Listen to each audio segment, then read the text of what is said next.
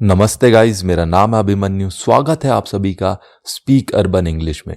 दोस्तों, लाइफ में हमें बहुत बार इन तरीकों के सेंटेंसेस का यूज करना पड़ता है। जैसा कि अगर मैं कहूं, ऐसा मेरे साथ ही क्यों होता है, तुम्हारे साथ ही ऐसा क्यों होता है, हमारे साथ ही ऐसा क्यों होता है। तो दोस्तों, ऐसा क्यों होता है, ऐसा क्यों होता है, इन तरीकों के सेंटेंसेस का यूज हम अपनी डेली कन्वर्सेशन में बहुत बार करते हैं। तो आज के वीडियो में यही सीखने वाले हैं, इन तरीकों के सेंटेंसेस को इंग्लिश में किस रूल के अकॉर्डिंग आप फॉर्म कर सकते हैं। तो दोस्तों, रूल देखिएगा, बहुत ही सिंपल सा रूल है। देखिए, सबसे पहले आप लिखेंगे why does it happen only with, why does it happen only with, उसके बाद आपका ऑब्जेक्टिव प्रोनाउन या फिर नाउन। ठीक है दोस्तों, ऑब्जेक्टिव प्रोनाउन, नाउन क्या होते हैं ये मैं पहले कई बार बता चुका हूं। ठीक है, और लास्ट में आप एक क्वेश्चन मार्क लगा देंगे एग्जाम्पल से और बेहतर समझेंगे। देखिए, पहला एग्जाम्पल है आपका, मेरे साथ ही ऐसा क्यों होता है, मेरे साथ ही ऐसा क्यों होता है।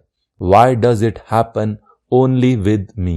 Why does it happen only with me?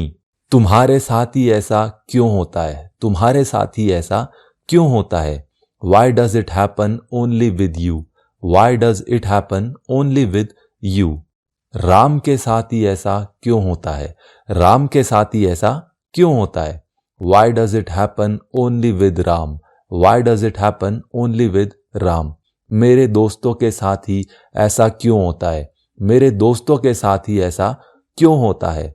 Why does it happen only with my friends? Why does it happen only with my friends?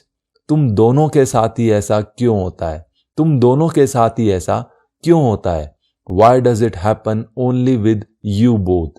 Why does it happen only with you both?